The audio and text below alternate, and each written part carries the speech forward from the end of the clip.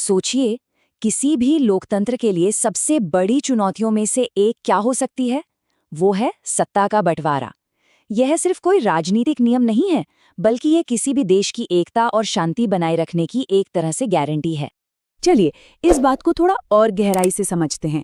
जब किसी समाज में अलग अलग भाषा, संस्कृति या धर्म के लोग एक साथ रहते हों, तो वो बिना किसी टकराव के मिलकर सरकार कैसे चला सकते हैं?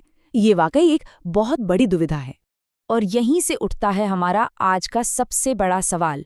क्या अलग अलग पहचान वाले समूह, जिनके हित कभी कभी आपस में टकरा भी सकते हैं, शांति से मिलकर सत्ता चला सकते हैं? इस सवाल का जवाब ढूंढने के लिए हम दो बहुत ही दिलचस्प देशों की कहानी देखेंगे। एक यूरोप का बेल्जियम और दूसरा एशिया का श्रीलंका। कमाल की बात यह है कि दोनों के सामने चुनौती एक जैसी थी, लेकिन उन्होंने जो रास्ते अपनाए वो बिल्कुल अलग थे। तो आइए सबसे पहले इन दोनों देशों की सिचुएशन को समझते हैं।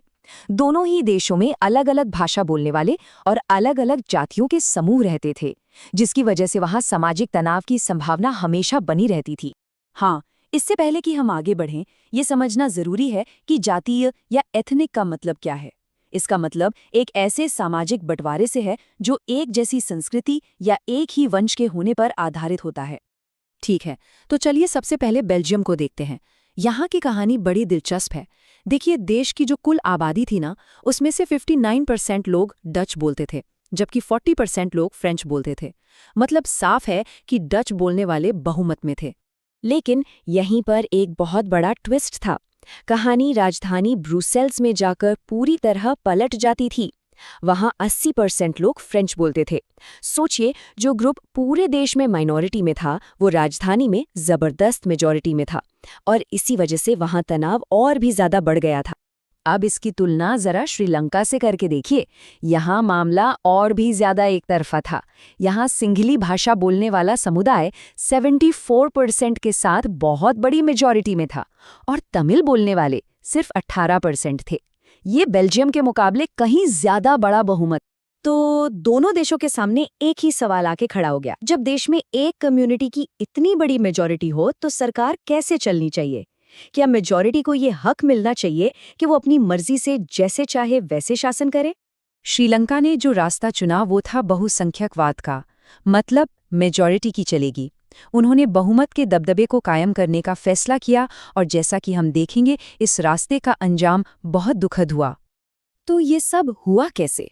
देखिए, 1948 में आज़ादी मिली, और उसके ठीक बाद सिंघली नेताओं ने अपनी मेजॉरिटी का फायदा उठाना शुरू कर दिया। 1956 में उन्होंने एक ऐसा कानून पास किया जिसने सिंघली को देश की इकलौती ऑफिशियल भाषा बना दिया, और तमिल भाषा को पूरी तरह से दरकिनार कर दिया गया। बस इतना ही नहीं, यूनिवर्सिटीज और सरकारी नौकरियों में भी सिंघली लोगों को प्राथमिकता दी जाने लगी। अब जाहिर है इसका नतीजा क्या हुआ होगा। तमिल समुदाय को लगने लगा कि उनके साथ भेदभाव हो रहा है, वो अलग थलग पड़ गए हैं, और धीरे धीरे ये नाराजगी एक भयानक गृह युद्ध में बदल गई। और इसी सोच को, इसी आइडियोलॉजी को कहते हैं बहुसंख्यकवाद। ये एक ऐसी मान्यता है जिसमें ये माना जाता है कि अगर कोई समुदाय मेजॉरिटी में है तो वो देश पर अपनी मर्जी से शासन कर सकता है, भले ही इससे माइनॉरिटी के लोगों की इच्छाओं और ज़रूरतों को नज़रअंदाज क्यों ना करना पड़े। श्रीलंका के तमिलों को उनको ये महसूस होने लगा था कि सरकार और देश का संविधान दोनों ही उनके साथ नहीं है। उन्हें लगा कि उनके राजनीतिक अधिकार छीने जा रहे हैं और उनकी ज़रूरतों को अनदेखा किया जा रहा है। इसी भावना ने दोनों समुदायों के बीच अविश्वास की खाई को बहुत ज्यादा गहरा कर दिया, और इस गृह युद्ध की कीमत बहुत भारी थी। दोनों ही तरफ के हजारों लोग मारे गए, अनगिनत परिवारों को अपना घर बार छोड़कर शरणार्थी बनना पड़ा, और देश की तरक्की कई दशक पीछे चली गई। अब श्रीलंका की इस दुखद कहानी से निकलकर वापस चलते हैं बेल्जियम। उन्होंने एक बिल्कुल ही अलग रास्ता चुना, टकराव का नहीं बल्कि तालमेल का। उन्होंने समझौते की थोड़ी मुश्किल लेकिन समझदारी भरी राह अपनाई। बेल्जियम के नेताओं ने इस बात को समझा कि देश को अगर जोड़कर रखना है तो हर समुदाय की भावनाओं और हितों का सम्मान करना ही होगा। इसलिए किसी एक ग्रुप को हावी होने देने के बजाय उन्होंने सबको सत्ता में हिस्सेदार बनाया। इसके लिए उन्होंने 1970 से 1993 के बीच अपने संविधान में एक दो बार नहीं बल्कि 4 बार बदलाव किए। उनका जो मॉडल था वो सुनने में थोड़ा कॉम्प्लिकेटेड लग सकता है, पर था बड़ा कमाल का। चलिए इसे एक एक करके समझते हैं। पहला, उन्होंने तय किया कि सेंट्रल गवर्नमेंट में डच और फ्रेंच बोलने वाले मंत्रियों की संख्या बराबर होगी, कोई किसी पर हावी नहीं हो सकता। दूसरा, केंद्र की कई शक्तियां राज्य सरकारों को दे दी गईं। तीसरा, ब्रुसेल्स, जो कि झगड़े की सबसे बड़ी जड़ था, वहां एक अलग सरकार बनाई गई जिसमें दोनों समुदायों को बराबर की हिस्सेदारी मिली। और चौथा, जो सबसे अनोखा था, एक कम्युनिटी गवर्नमेंट बनाई गई जो हर भाषा समुदाय के शिक्षा और संस्कृति से जुड़े मामलों को देखती थी। और ये जो आपसी समझ है ना, ये बेल्जियम की रोजमर्रा की जिंदगी में दिखती है। जैसे ये तस्वीर देखिए, ब्रसेल्स की सड़कों पर आपको ऐसे साइन बोर्ड मिलेंगे जिन पर डच और फ्रेंच दोनों भाषाओं में नाम लिखे होते हैं। ये आपसी सम्मान का एक छोटा लेकिन बहुत शक्तिशाली प्रतीक है। तो नतीजा क्या निकला? नतीजा ये हुआ कि बेल्जियम ने न सिर्फ एक भयानक गृहयुद्ध को टाला, बल्कि अपनी एकता को और भी मजबूत किया। और आज देखिए, ब्रुसेल्स यूरोपियन यूनियन का हेडक्वार्टर है।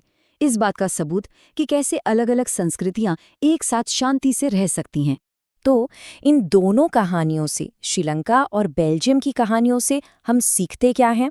दोनों लोकतंत्र थे, लेकिन सत्ता को बांटने के सवाल पर उनके जवाबों ने ही उनके देशों का भविष्य तय कर दिया। तो संक्षेप में सबक बिल्कुल साफ है।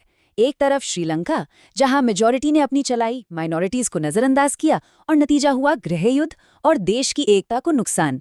दूसरी तरफ बेल्जियम, जहां सत्ता को शेयर किया गया, माइनॉरिटी के हितों का सम्मान किया गया और नतीजा हुआ शांति और मजबूत एकता। तो सवाल उठता है कि पावर शेयरिंग इतनी जरूरी क्यों है? इसके पीछे दो बड़े कारण हैं। पहला, एक प्रैक्टिकल कारण, समझदारी वाला कारण। वो ये कि सत्ता के साझेदारी से समाज में टकराव कम होता है और राजनैतिक स्थिरता बनी रहती है। ये देश को एकजुट रखने का एक स्मार्ट तरीका है। और दूसरा है एक नैतिक कारण, जो कहता है कि पावर शेयरिंग तो लोकतंत्र की आत्मा है। एक लोकतांत्रिक देश में हर किसी को ये हक है कि उससे पूछा जाए कि उस पर शासन कैसे होगा। ये बात बिल्कुल सही है कि हो सकता है शॉर्ट टर्म में मेजॉरिटी की इच्छा को सपर थोप देना आसान लगे, एक अच्छा ऑप्शन लगे, लेकिन लंबे समय में ये देश की एकता की नींव को ही खोखला कर देता है। तो आखिर में ये सवाल हमारे सामने है, क्या सत्ता को बांटना, पावर को शेयर करना किसी देश की कमजोरी है, या फिर यही एक असली और मजबूत लोकतंत्र की सबसे बड़ी ताकत और पहचान है?